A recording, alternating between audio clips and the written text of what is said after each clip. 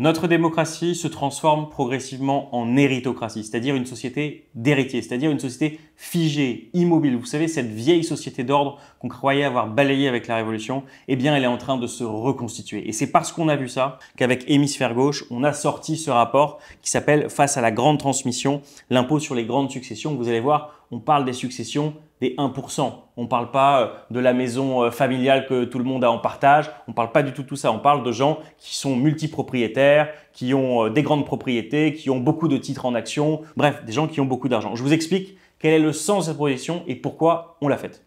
Avant, ce que vous déteniez, vous le déteniez par le fruit de votre travail, vous l'aviez construit petit à petit, c'était votre patrimoine. Dans les années 80, l'héritage, ce n'était que 30% du patrimoine des gens et de ceux qui le possédaient. Aujourd'hui, l'héritage devient tellement important, c'est tellement une société qui se transfère du capital des générations en génération que ça représente 65% de ce que les Français détiennent.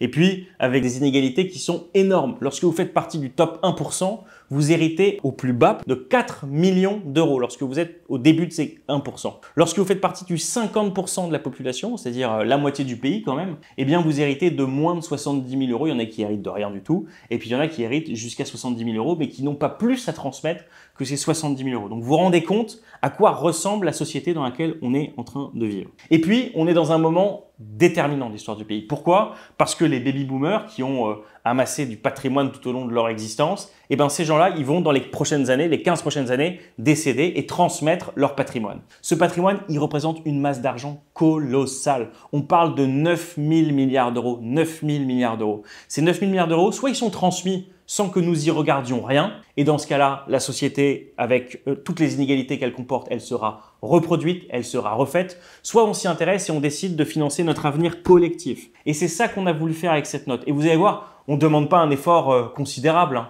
Aujourd'hui, on taxe 5% des héritages. Avec notre proposition sur les grandes successions, on parle de passer à 9% des sommes totales transmises. Vous voyez, c'est pas on prend tout, non, 9%. Mais avec ces 9%, on dégage sur 15 ans 400 milliards d'euros. Et 400 milliards d'euros, c'est ce dont on a besoin pour investir dans nos écoles, dans la transition écologique, dans l'habitat, dans tout ce dont on a besoin dans le pays qui aujourd'hui n'est pas fait. Et donc, on a besoin de votre force, on a besoin de votre énergie pour défendre ces propositions, pour nous accompagner, pour nous soutenir, pour défendre ces propositions, pour faire essaimer ces idées. Pourquoi? Parce que souvent, l'impôt sur les successions, il a mauvaise presse, mauvaise publicité. Justement parce qu'on fait croire aux gens que c'est à eux qu'on va s'attaquer. C'est à eux qu'on va aller chercher la petite maison de famille de rien du tout qui est à la campagne et qui vaut pas grand-chose. C'est pas ça qu'on veut faire.